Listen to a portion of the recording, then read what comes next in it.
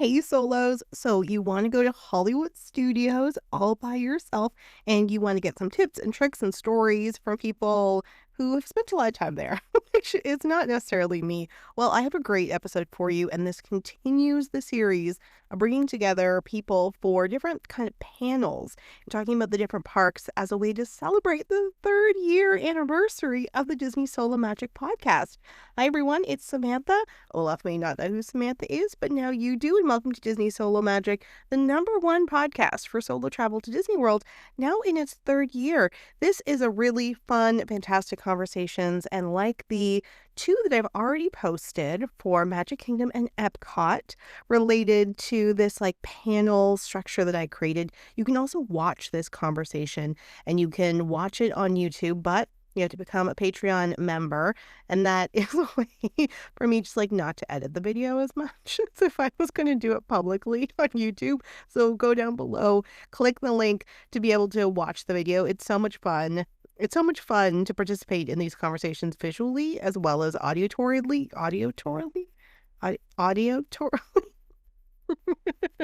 It's like you can figure out what that word is. So go check that out. Also, we talk about some controversial hot takes, and if you want to learn our controversial hot takes, then you have to become a paid member. So there is that option as well. Go check that out. I realized with all of these episodes that I never actually recorded like a formal introduction introducing me. So that's what this is. We're going to go next to the introduction that I recorded at the end of the whole episode, which will be the same one that you'll be able to hear if you are watching it. And then we'll go into the episode. It's really fun. It's really great. A lot of laughs. Enjoy. Hey solos, forgive the fuzzy screen. The light is going down, and I just finished an amazing conversation with Uncle Mike B and Mikki, my life in mini ears. We talk all about Hollywood studios, some tips and tricks and controversial hot takes, and the conversation is great, and it goes all over the place and so much fun. And now you get to watch it, which is really, really cool. Just a reminder that you can follow me on all the social medias. Those links are below. Apple, Spotify, and YouTube, and Uncle Mike B and Mikki, my life in many ears. Their social media links are down below as well. Also, there's a special section of this conversation that is just for Patreon members. So become a Patreon member, watch that special section. And yeah, I do little reflections on after every episode, and this one will be no exception. So let's just get right on into it. Oh, we are starting well. Hi, everyone. Oh my gosh. So we were talking about Hollywood studios today with like two of my favorite friends of the podcast, Uncle Mike B and Mikki. I really don't think they need an introduction if you have listened to the podcast. You know they are good friends of the podcast, but let's do introductions. Anyway, Uncle Mike B, would you like to introduce yourself? Oh, absolutely. I am Mike Brick. I go by Uncle Mike B on pretty much everywhere on the internet. I am a Canadian who was working on a plan to move to Orlando full time. Have put that on hold for a little while and come back to Canada while the U.S. works some things out. But I'm still talking way too much about Disney on the internet, so that's me. And Mike and I met when we were talking about Epic Universe, and I was like, "Oh my gosh, like you have to come back and talk about Hollywood studios." And when we were doing these panels, I was like, even though he might be back in Canada, I know he'll have a lot to say." And then someone who always has such wonderful information and some hot takes, Mikki, can you introduce yourself? Yes, I'm Mikki. I go by my life in mini ears on all the socials, so it's not hard to find me at all. And God help me, ready to turn 50 this year and just enjoying my Disney life to its fullest, living 6 years now in Florida. That's Almost seven. awesome. 7.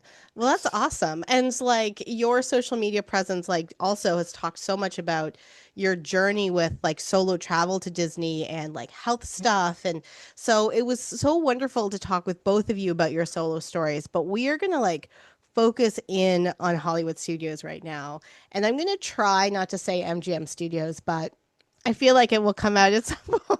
So So because this is like a bit of a panel, quote unquote panel, I thought it'd be kind of cool just to like see where you all are at about how you understand Hollywood studios. So could you describe how you think of Hollywood studios in like 3 words? Who wants to go first? I'll jump in. Go for it. I think of Hollywood studios today as Star Wars, Pixar, and nostalgia. Ooh, I like that. I was really thinking, well, we'll see what Mike says, but I was really thinking you would use adjectives. So I love the fact that you're like, no, no, it's IP. It is 100% IP. That park was turned into IP at this point, and Yeah. there's small fractions of what was there that I still love, but it's an IP park now, and there's Yeah. benefits to that too. There are Yeah. huge benefits to it. Gosh, I feel like those are the types of comments that all of the Disney podcast stuff, like they just boil over. It's like, this is exactly what we want. Mike, what are your 3 words? So I would say very specific to the time we're in, it's work in progress. Oh, oh, like work in progress. One, Yep. two, three. Oh, I also love the fact that it wasn't adjectives. Um, do you want to like elaborate a little bit? I mean, we are seeing. I fell in love like you. A couple of Torontonians. To me, it's always going to be Skydome, and it will always be MGM Studios. Yeah. That was one thing. I still believe the studio park is an absolutely amazing park model to go with. Clearly, Disney thinks differently, and they're moving us in a very different direction. I think we've seen a lot of what they have to show us at Hollywood Studios, but I think there's actually a lot more that's coming. The stuff that we know about, and there's definitely stuff that we don't know about. I hope we get a second to talk about Olaf the Scab.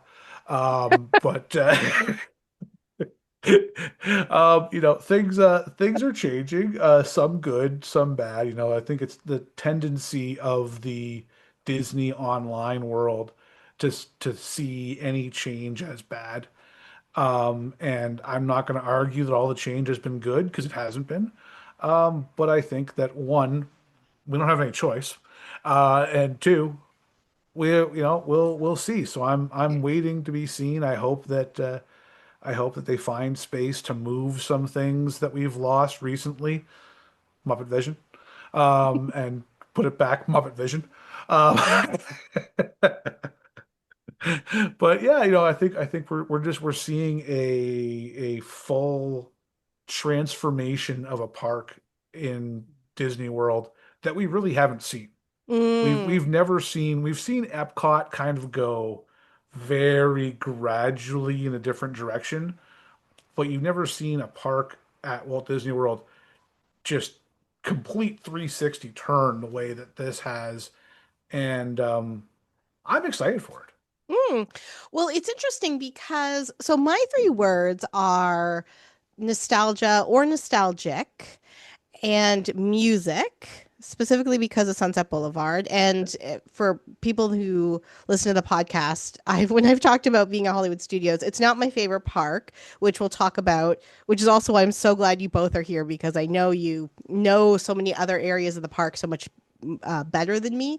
Um, but like the music on Sunset Boulevard, some of the songs will remind me of my grandmother, and I'm like, oh, I'm just gonna cry here in the corner. Like, that's fine, everyone. I'm fine.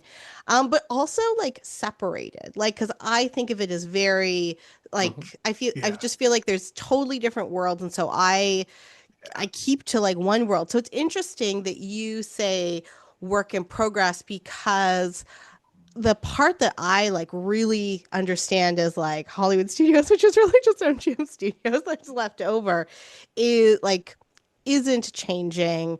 And I've talked on the podcast about like how things to look old still has to change to like be updated for like modern eyes. And so it then worries me that things like Sunset Boulevard haven't been kind of cleaned up and updated. But I wonder, Mickey, with your words of like Star Wars and Pixar, if you would have said Pixar like last year. Probably not. I probably would have just said Toy Story, Ah, because I oh can. my God, I I was totally there. forgot Toy Story Land. Yeah. Like I was there when the Star park Wars. opened, and then another big trip for me was taking my daughter in 2016 when Toy Story Land opened. Like I actually Right. hijacked a day of her vacation with me to go to Toy Story Land. I was like, "Hey, I want to do this. Would you be cool with it?" She's like, "Yeah, I love Toy Story." And we went, and it it brought new life to that park. That park was slowly dying, Mm. unfortunately. I love the original park. I love the backlot tour. When I think of the old park, I think of Indiana Jones, I think of the backlot tour, and I think of just the immersion into what old Hollywood was at that point. Like there was the Little Mermaid show, and we had the animation studio at that time. It wasn't even Animation Academy; it was an animation studio. I got to walk through that and watch them drawing cartoons right there in front of me that they were getting ready to build a movie from. And it was a magical time. But as we lost different parts and we lost like them because we don't hand draw much anymore, Disney says they're going to bring it back in some form. And Mike brought up the worrisome that is the Olaf with the new Animation Academy, which I'm concerned about it too. I think Olaf should be a co-host with an actual person in the room Totally. doing the drawing because like you could banter with Olaf, it'd be great. But we moved the park to IP now, and I love Star Wars and I love Toy Story, and I'm looking forward to Monsters Inc. Though I hate the loss of Muppets Courtyard, but I think Muppets Courtyard is just going to get moved. I mean, Mm. I'm one of the people that really believes what was Muppet Courtyard is going to shift over to where currently the villains show is and where Rock and Roller Coaster is getting rethemed. So Rock and Roller Coaster will become a Muppet thing. I don't think villains show is there permanently. It doesn't honestly fit with the park at all. It would make way more sense to move it over to Magic Kingdom after Villains Land opens. You take that theater, but I don't want to bring back Muppet 3D. I'm sorry, Muppet Vision 3D was very, very dated because it looked like the original park. Yeah, Went totally. through that wall, it was the original outdoor of that park, and it doesn't exist. So let Henson and Company make a new version that we can bring to the park, a new show, and let that take over that theater. And then you put our famous Miss Piggy fountain and drop it right there in front of it again. Yeah. If that Miss Piggy fountain does not have a new home, I definitely think there will be outrage There and there are protests. If they there don't are move it, and if Dapper Danielle doesn't buy it, then something's weird. Because, Right. I mean, it would be in her house if nothing else. there are only two little places for it to end up. Either ends up back somewhere on property on stage, or two, MCO can have it and put it in where that fountain is right in front of the hotel on I Yeah, yeah, think you're yeah. going towards C side. I don't Yeah, know. I know exactly that Yeah. fountain. The B side. I'm Yeah. also okay with that, but for Yeah. all the Florida locals, I don't know how much you want to go to the airport. Oh, the MCO social media team will share it all over the world. Oh, They'll see it. 100% will. Big I shout love out to them. the MCO social media team. They're great. And Yeah. actually, I contacted them on my last trip and they gave me a list of all these different exhibits and stuff to go see. And unfortunately, because of the times I fly in and out, like they're closed during those times, but it's Yeah. on the list of things to go and just do an art tour of MCO. So big Oh shout out yeah. to MCO. So, it's interesting because like all of us have talked about solo travel in Disney and like we already know it's a very nostalgic place. But like what is it about Hollywood studios that everyone, well, I guess everyone on this call at least, are like so tied to the nostalgia of it? Is it just because of like it came out when I don't know, like any thoughts on that? I mean, I don't know, Mickey, if you would have been like too old and cool to do the Honey I Shrunk the Kids playground, but that also is like Mhm. one of the best things I can imagine or remember, you know? I think one of the things for me is that MGM Studios at the time was the first time that I got to see a Disney park that was built with my generation's ideas and what we wanted in mind. it very famously was one of Eisner's ideas that he had to have more stuff for kids who are a little older. And that's one of the reasons we got MGM Studios. Also, he wanted to screw over Universal. Different story completely. But I think it's really it. I think a lot of people, especially in my age group, latched onto this because it was our Disney park. It was the thing that was new when we first went there, and I will still remember going on the studio backlot tour the first time. And because it is, you're like, it doesn't matter that this was kind of a fake studio backlot tour, because in your brain you're like, no, absolutely, I am now seeing where everything I love comes to life. And it was awesome. Like I just it was such a perfect park for the time because it fit the aesthetic of the 90s. It fit with the sort of the nostalgia. And I I think back to the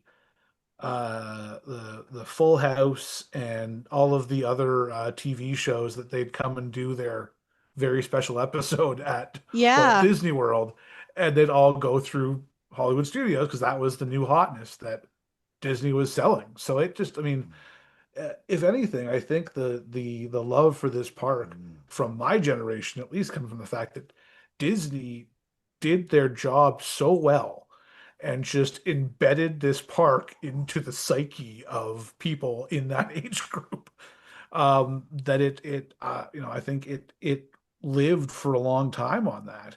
And something Mickey said that I do want to point out, she's absolutely correct, that it was definitely slowly dying, but it didn't slowly die naturally. Disney Yeah. made choices Yeah. to Mhm. let it slowly die, Well, which is always where they go. it's like the uh the Tim Hortons. I was gonna say the Tim Hortons, the Tom Sawyer Island. Speaking of Skydome, the Tom Sawyer Island. Like last time I did that, I was like, huh, they really just like letting all this like sit out here, huh? And Yeah. so like you knew something was coming, even though me thinking that was still 5 years out from the announcement. What did you think, Mickey, about this idea of like why do so many of us like hold on to MGM Studios? I know for me, it was my very first trip ever to Disney was Magic Kingdom and Hollywood. Those were the two Mm. parks we did. We were, a family of six total with parents. I'm the oldest, and so I was like 12, or so, Were and you too cool to do uh the I Honey I can Shrunk the Kids remember that it playground? was there. I don't know if I ever played in it. I know my siblings all played over at it Yeah. and stuff. There's so many things that at that era for me at this point get a little fuzzy as did I do that? Do I remember it because it existed? Just like the Teenage Mutant Ninja Turtles were there. But I don't really like I know they were there, but I'm like, I don't think I actually ever saw them. Right. But when you get so much information, and we have so much information at our fingertips nowadays, and I have done so much research on all the parks that it starts to blur a little bit in my head. Like, did I actually do that, or do I just remember learning about that? And it happened to be during the same era that I Mm-hmm. maybe Yeah. first visited. My first two visits are 89 and 93. And that and there was changes already to the park. By the time you got to 93, that park had already changed. And, Yep. Mike brought up Eisner. The whole reason that park exists is because of Eisner, but it's not just him. It's because he was actually at Universal. Yep. He was helping develop Universal Studios. He got hired over to Disney to become CEO, and he's like, "Oh wait, we can do the same thing here at Disney, and I can do it faster because I'll just throw unlimited money at it." Which Universal didn't have the pocketbook back then to be able to do, and he was able to get a park open a full year Yep. ahead of Universal with that, and that's just crazy how he was able to do that. And that makes me learn. It makes me yearn for those days, though. Oh Like Mm. we see tomorrow come in now, and what we're hearing, right, is Josh is saying people like Smuggler's Run, but they don't love it. And I don't like that. I want people to love that ride. And then we hear, oh, the idea is for Villains Land. It's no, now go bigger, go big, go more, do more, spend more money, do. And it's like, all right, that's like the Eisner era coming back to a degree of, will we see the parks get the investment we've always wanted them to have as Disney adults?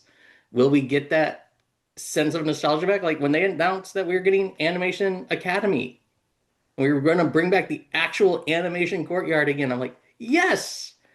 And then, yeah, we got a little disappointed when we heard that we're going to have a robot Olaf in videos of cartoonists versus real Well, cartoonists in like the... robot Olaf is cool, Oh, but heck yes, not especially the one replacing. over in Paris. Right. The But one in Paris I is was like, oh, insane.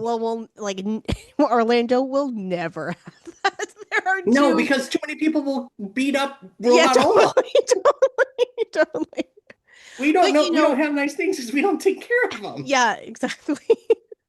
But like, I'm like, okay, great, throw money at it. But I am worried, like thinking about Villains Land, although again, we're kind of off topic, that like it will be like that first Jollywood Nights where it just felt like between the concept and the execution, there were so many people in between that were Yeah. making corporate decisions that the kind of, the patina of it really kind of got lost. Now, I think I've heard that it's, they've done a great job of responding to feedback, but something like doing Monsters Inc. land area proud is not just dealing with the IP of Monsters Inc., which I've never seen before, so I don't really know any of the references, but also like it has to be so good that people don't yearn for Muppets. Yeah. And I think they're going to take care of that with the first ever I want to call it an inverted roller coaster. It's going to be Right. a hanging style roller coaster. You're going to have a new show, which I assume will be some adaptation right now of the laugh floor. Will probably move over, but it could be something totally different.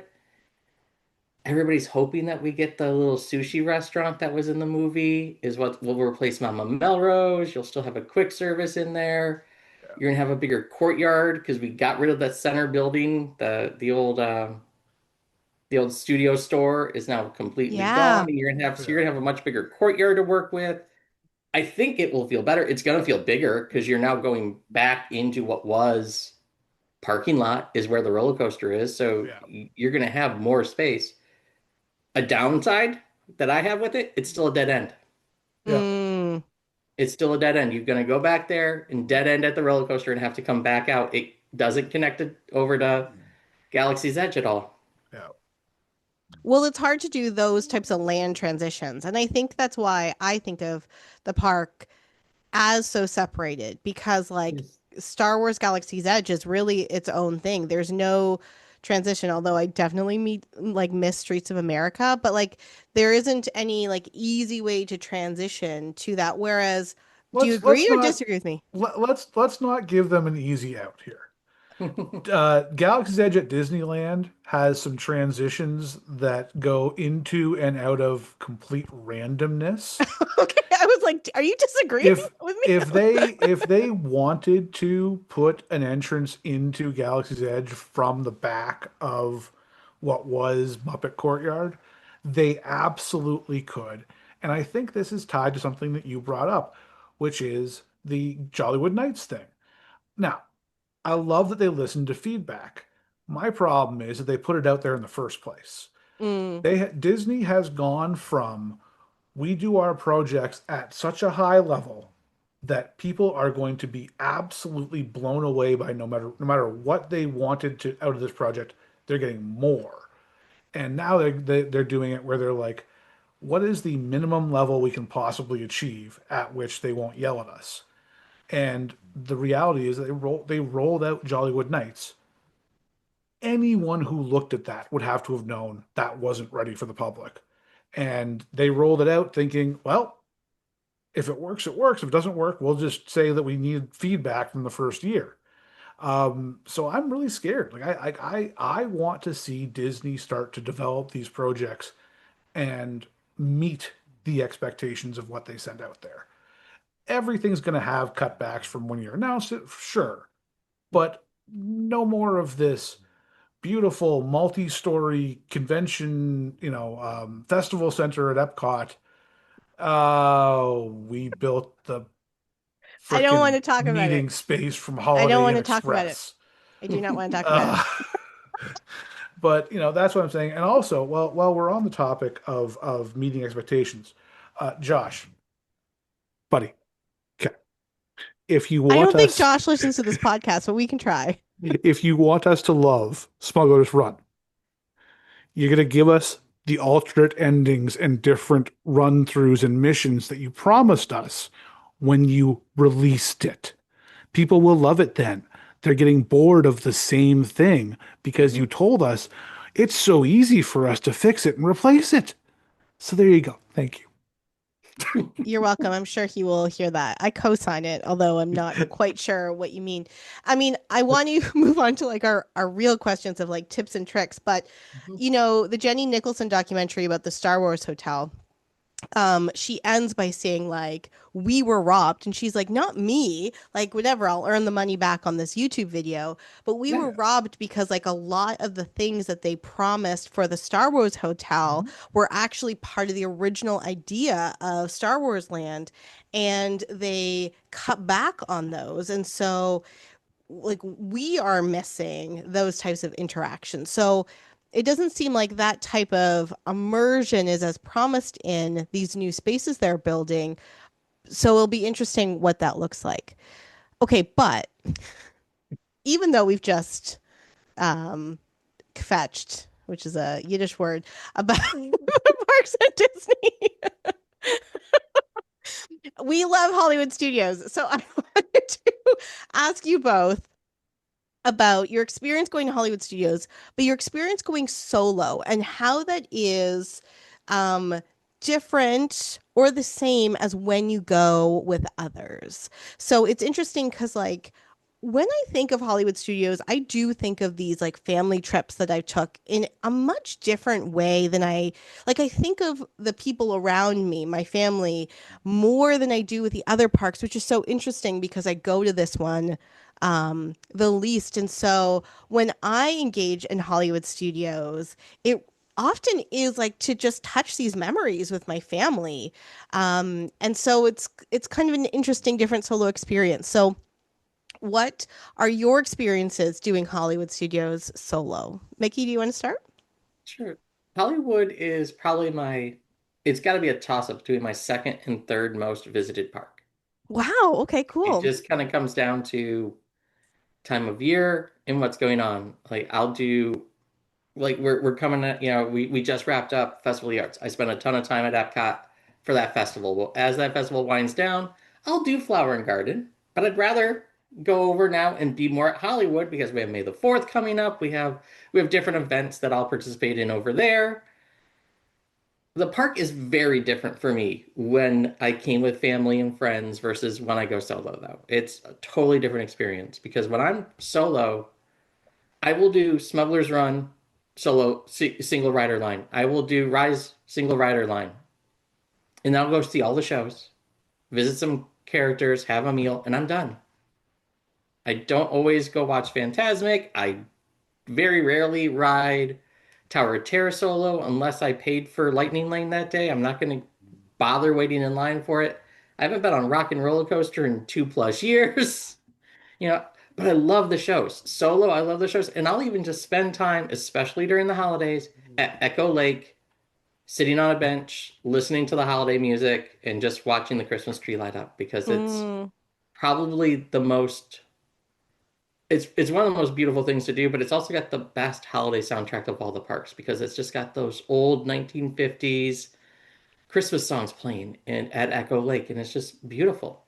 Do you ever listen to the YouTube like ambiance videos from Every so Disney? often, I end up on podcasts most of the time when I'm working. It's just easier to run a podcast in the background because that I can just let run versus the ambient music usually ends up popping in too many ads and I get annoyed. Yeah, that's fair. But I love the Echo Lake Christmas ones. Mhm. Like, yeah. Okay, how about you, Mike? Very similar. I was going to say a very similar thing about shows. I think that when you're going, I mean, I don't have this personal problem, but I try to put myself in the shoes of others. I think people sometimes have a problem feeling out of place if they're on a solo trip in a park. And with stuff like shows, it's so easy to just kind of blend into the masses. Same with Tower of Terror. It's not one of those rides where you're very obviously there by yourself because you just get loaded into a big car. Same with Star Tours. And the difference for me when I'm at Hollywood Studios solo versus when I'm with Ash or friends or something, I just like I do stuff that other would make no would think is crazy. I rode Star Tours, looped it for 8 hours straight, just looped it, Why? because I wanted to see how many different combinations I could get. And how many did you get? I didn't take notes, but I was Wait entertained one for second. 8 hours. You gave yourself a challenge to do something for eight Yeah, hours to check a theory that you should even keep track yeah, of. Okay, sounds great. I love it. I'd get sick riding that ride back to back to back. I've wrote like when they introduced the new Ahsoka parts yeah. and the Mando parts, I wrote it 3 times in a row to get it, and I think like a few days later then was May the 4th, and I did another where I wrote it Yeah. multiple times that day. I got sick both times. Like I came off of it by the second time, I'm already wobbly legged. The third time, I'm just like, I gotta stand here against the wall for a minute. Anything with 3D glasses gives me issues because it ends up messing with my equilibrium. So to Well, think so eight I have hours never straight. I've never ridden it, but I have heard that exact thing, Mickey. So I was like, oh, 8 hours of that. That seems like doing Mission to Mars, for example. Which also, I don't get the hate for Mission to Mars, Oh, other than we the fact I I no, find it boring. we are not going to talk about that because I had a nervous breakdown where I could not stop crying and laughing at the same time and had to go back to my hotel room to take a nap. And my family was like, "You know what? Just get on the bus by yourself. See you later." And I'm like, "Okay, I'm really I love the happy." support. So we're not there is no room for mission to Mars love here. Um you know what I love when you were saying about like doing the shows, for example, is I love going into the Beauty and the Beast show. And if you really look, and I've used this analogy on the podcast about that when I was growing up, there was this book about how to tie your shoes. And the protagonist, the kid, was so worried that everyone else could tie their shoes and that he couldn't.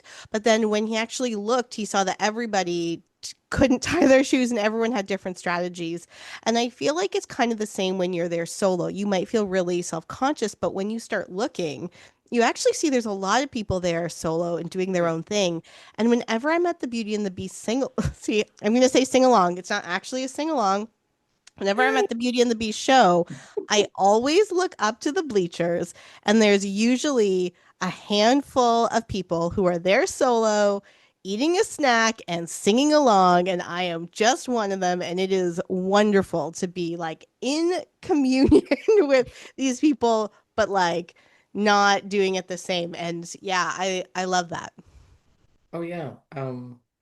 Going solo, I think so many people put different stigmas on themselves about it Yeah. that I'm gonna feel awkward, I'm gonna feel out of place, people are gonna look at me funny, whatever.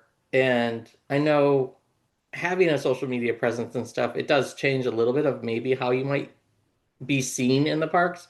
Because I do have random people that'll just walk up to me when I'm solo and say, "Hey, I follow you," and blah blah blah blah blah. And that's like really cool, and it's also a little odd still. I mean, I'm not that big of a person, but awesome, cool. At the same time, though, if I'm there with friends, I find that it's less likely to happen. Like Mm. I'll watch people like look and Uh, do double takes and stuff, but they'll never walk up if there's friends. If I'm hanging out with a group of friends, it's like, oh, well, if you're solo, people seem to, and I mean, we talked about last time. I wear big dresses with petticoats and stuff. I go all out. I do the Dapper Days. I do all the things, and Like Dapper Day, you just blend in, but then you get 15 million people that are going to ask you, "What's going on today? Why is everybody dressed up?" It's Dapper Day. It's a thing in the Disney world, and this is what we do, and blah blah Yeah. blah. But when I go on days that aren't, and I'm still wearing that kind of clothing, the number of people who will stop just to say, "You look so cute. This is so awesome. I can't. Do you do this? Like, do you wear this kind of stuff all the time?" I'm like, yeah, I do. This is how I come to the parks. They're like, "Aren't you hot?" No, no. I You're wear like, my Princess yes, Leia gown because I had fun. actually, yes, I am, but not the way you're asking. I'll go. So later in the episode, I'm going to ask both Mickey and Mike for their controversial hot takes, which is really funny because I think we started that way too. And that little section is going to be for Patreon only. But I do just want to flag that one of my controversial hot takes actually has to do with like big dresses. And I also do wear big dresses. So anyway, just wanted to like, because I wanted to tell that story and I was like, no, I'll wait for the Patreon. Yep. Um, so do you have like a ride or attraction strategy? And like again, I know a lot of people like the lightning lanes and all that stuff. I wonder like, do you have a ride or attraction strategy for Hollywood studios, especially when you go solo? Go My ahead. big one doesn't really count right now because it's closed, but the single rider line on Rock and Roller Coaster, unless they functionally change the way that ride operates when they re-release it, it's a lie. It's an absolute lie. Stay away from it. It will ruin your day. You are just as fast, if not faster, to just go through the standby line. Um, and then for solo for the Tower of Terror, just get yourself without butting, get yourself nice and close so the cast members know because they're always Looking for looking for ones. fill-ins when they do the lineups there. How about you, Mickey? Yeah. So because I'm relatively local, a lot of times I won't get to Hollywood till between 10 and 11 in the morning, but usually closer to 11. And that means I'm getting there as lunch rush starts, which is perfect because then I can go over and knock out Galaxy's Edge, single rider lines both Yeah. inside of an hour, then hit Star Tours once. And by that point, now we're looking at it's like 12:30, 1 o'clock. I'll do Indiana Jones or I'll do Beauty and the Beast. And now everybody's now going to everything else, and I'll go get lunch. And then I do everything in my power to be at the last show for Frozen every time. You want Mm, to be at the 6:30 show for Frozen or the 5:30 depending on the season, but you want to be at that last show because the royal historians are completely unhinged in the last show of the night, and some of the most amazing things I've ever seen in that show happen with how they interact with with the audience. It makes for a great way to end the night if I'm not going to hang out for the evening. I mean, Yeah. as we move into the summer, I'll hang out later because it'll be daylight later. Yeah. I love that that's like one of your like official tips you're sharing because I know that you have sent it to me a couple times, like on DM if I've posted something on Instagram about it. And I love that it's like your like official tip. Like I love that. Not just like, oh, by the way, but like, oh no, by the way. You want Yeah. to do that show, end of the night. I wish we could do the same thing with Beauty and the Beast. It'd be fun to see them get unhinged. I'd love to see it over at Indiana Jones too. Let them get a little loose. Yeah. Not I too wish we had the loose. old Indiana Not Jones too back loose though. because we don't Yeah. want cast members to be in like a neck brace. No, I want the old Indiana Jones show back though, where you had the audience participation and the one Yeah. member of the audience that was participating was actually a cast member and you did the whole thing and Yeah. that was so fun back in the day and we lost that with COVID and we never brought it back. But I've seen that show go through three different iterations Yeah. and I've seen the weather shortened version of the show. So Yeah. it's very interesting to see it when they have to change it on the fly. Like they because they treat it like a real movie production and they literally will come out and they'll tell you, hey, because of this we have to go to and do an alternate setup today, we're going to be filming Yeah. this instead. Like they put it fully into the immersion that is the show, so you feel like, oh yeah, I'm really at a watching somebody film this for real. And like that's what they would do is like, nope, we have to switch to this scene because lightning's in the area. And it's like, okay, Cool. Can I just point out these are all great reasons why shows really need cast members. Josh, Josh, are you there still? Like, we need cast Josh, are you members. listening? Actually, I was wrong. Josh does listen to this. It's his number one podcast. I'll just DM him. It's not a big deal. Okay, all right, that's cool. We're I've done a close. few reels where I just literally sit down and I'm like, so Josh, what's going on? Yeah. I I have mean, some ideas. I don't think it was a surprise that he was named as the successor, right? No. Like No. it was like drum roll, please. I was like, we all know this is happening, right? Yeah. Anyway, The thing that neither. surprised me about it though is that we ended up with co-roles. So they split Yeah. the roles so that way he can still focus more on what he's really good at. And now you have a creative head, which is what we had years ago with Eisner and stuff. Like we had split roles, so I'm hoping the split roles are really going to benefit It's always everybody worked in the well. company. And I hope that she is paid equally to him. But anyway, different story. Um, neither of you have mentioned though any ride strategies related to like Toy Story, Slinky Dog's Dash, Slinky Right, Dog Dash, right. or Mickey and Minnie's Runaway Railway, which is hard for my mouth to get around, which are also like very big rides. So any suggestions for those? Slinky Dog to me is prey. Pray? Pray, Oh, pray that you okay. have a short line. Otherwise, it needs to be your first ride of the day. You need to rope drop it and get there, or you have lightning lane. Otherwise, you're waiting an hour and a half minimum all year round. It doesn't matter what the season is. It's very rare that that thing's under a 90-minute wait. The Mickey and Minnie's Runaway Railway. I've had days where I can walk right onto that. Yeah. Yeah. It's that one sometimes is. Did it go down recently? Mhm. If you can see that it's down and it's only been down for a little bit, not for the whole day, Yeah. hover in that area because next thing you know, it'll come back online and you can walk right on the ride. And when it's functional, it just churns through people. Yes, Like, it Yeah. does. yeah. So it even if it says like I've never seen a wait actually be as long or longer than what was posted for that Mhm. ride, unless you're talking about there was a breakdown or something. Or it's just like midday and people are just like doing the next ride, right? Because I feel like that ride can get a long line, kind of like Spaceship Earth, and that it's kind of like the first one if you're Yeah. walking straight. And so, like, all right, let's just get in the line. Yeah. Oh, So, a couple years ago for my birthday, I was there in a semi solo trip with my mom, and I had gotten, and so my mom and I like a lot of very bright colors. Actually, you can see from my desk, like background, very bright colors. And my mom had a whole store that had Tinker toys and stuff. So she is always really interested in Slinky Dog Dash because of all of the colorful, bright Mhm. Tinker toys. So for this semi solo birthday trip, I was like, okay, well, I got us a lightning lane for this ride so that you can experience it, even though she doesn't really like roller coasters. So we get on. I'm like, this is a big deal. I just want you to know this is a big deal that we got a lightning lane for this. And she gets in, we got front row, and she closes her eyes. I'm like, no, no, no. I did not pay all this money. You need to open your eyes. So she opens her eyes and she's like, oh my God, this is so fun. I'm like, correct. That's why we're doing this, so you can see everything.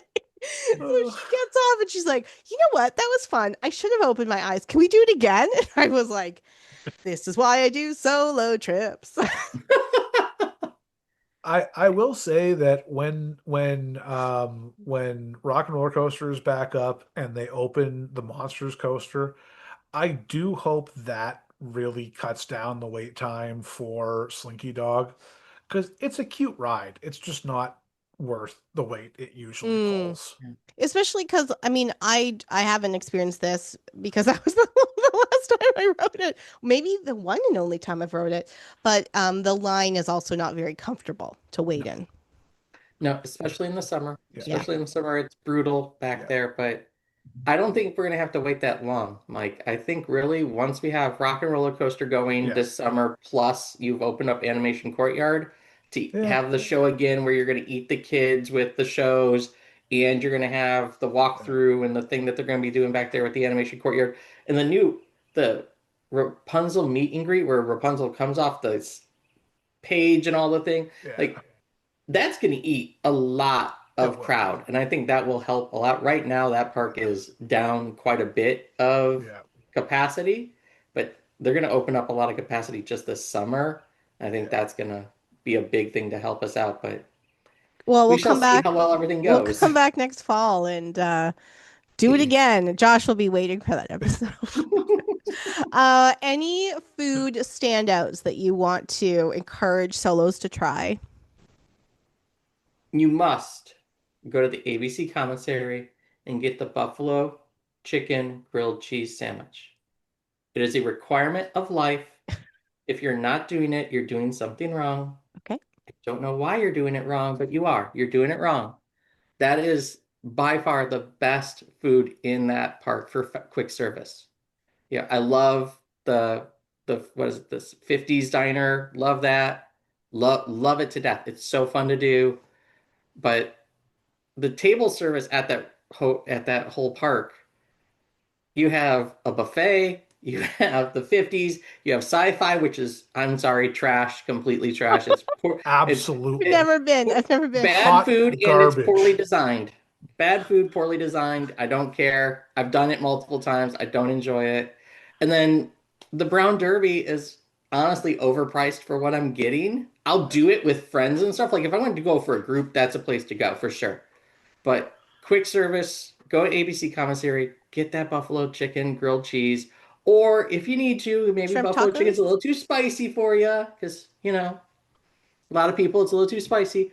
Go over to Backyard Express and get our Backlot Express and get the Cuban sandwich. Mm. What if you want to go to ABC Commissary and get the shrimp tacos? They're not bad. I've had Okay. those a few times. I'm They're glad. not bad.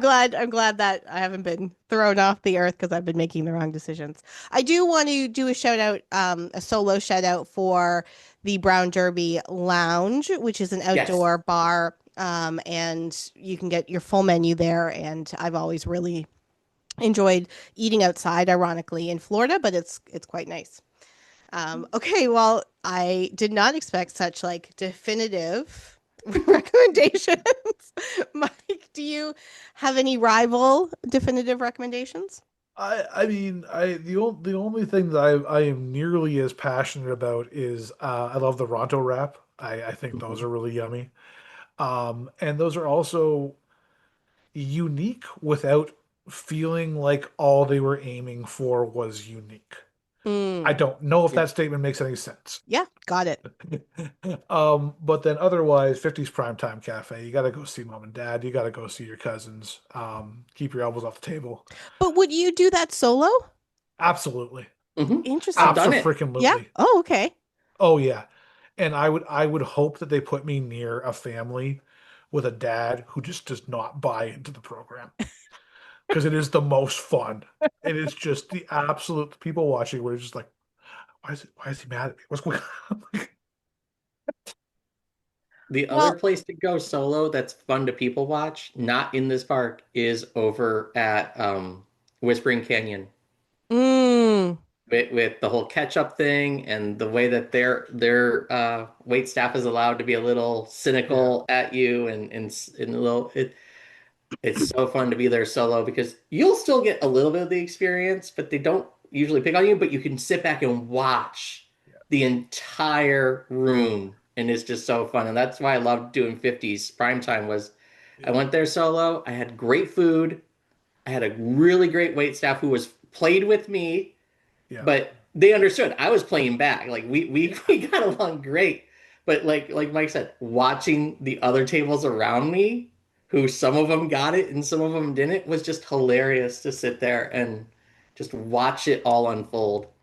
yeah. we did a family trip there about 15 years ago, and we went to that restaurant, and um my boyfriend at the time, he came back from the bathroom, and the server was like, "What color's the soap?" And it's funny because like it was like a joke in the family about like just how clean and precise he is, and he was like, "It was blue."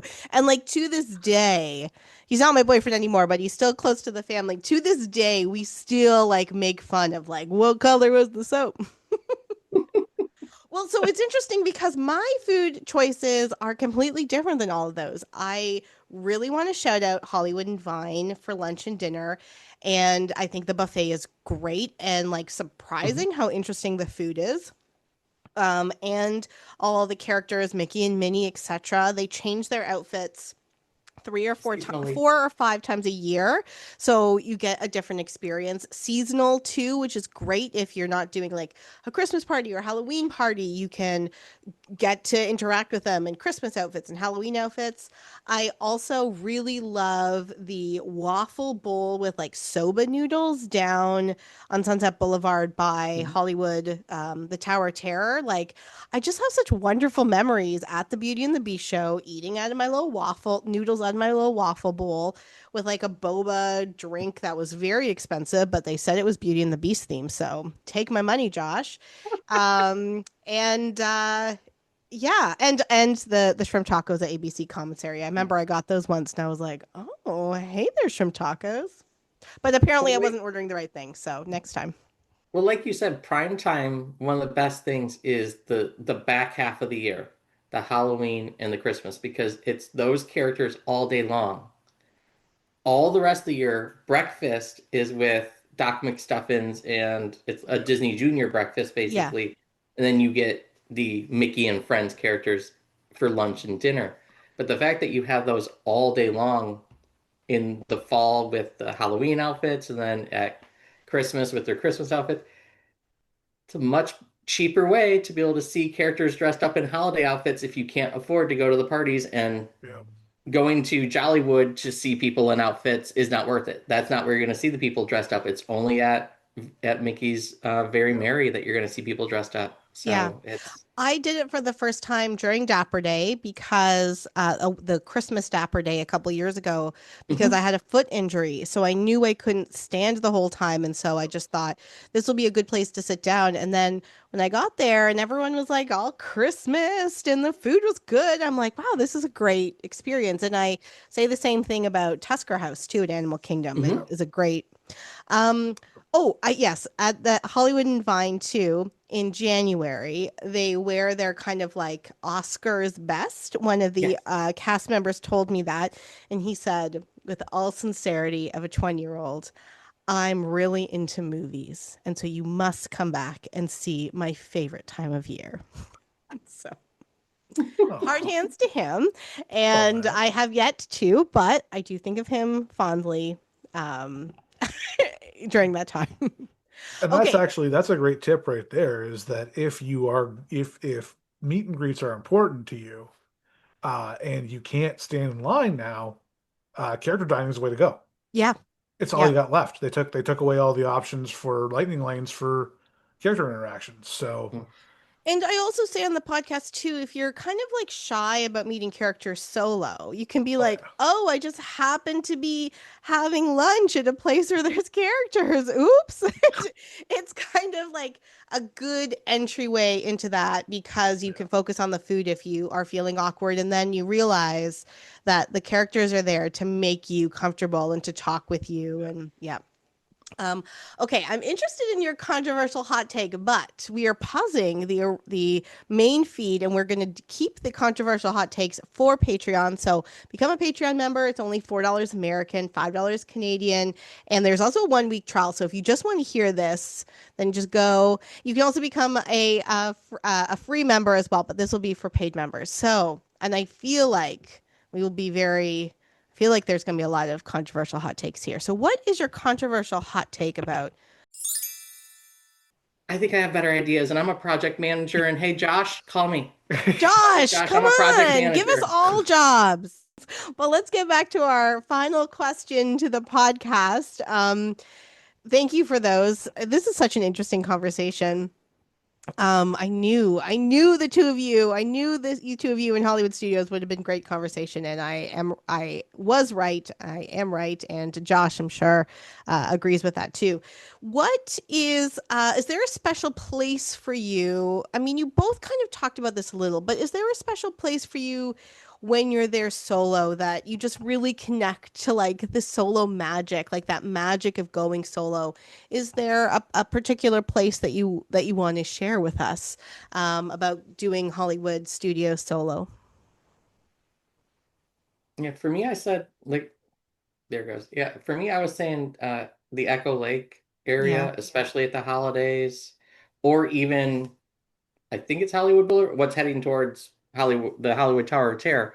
That area during the holidays is great too, because that's where the Snope machines are. Yeah. That park, and to be able to just sit there on one of those benches and just enjoy the ambiance, because it's one of the few parks that we have a lot of benches still in. Yep.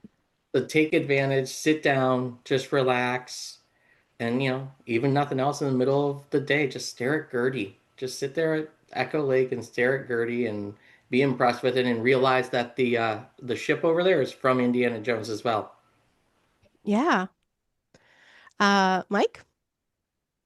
It's not really specific to being solo, but I do have a bench on Sunset Boulevard, which has the distinction of being where I was sitting when I made the decision not to want to leave this world again. So I was going through a period of time where I was very much not happy, deeply in depression, and I happened to be sitting on that bench, and my wife was there with me, and I said, you know what?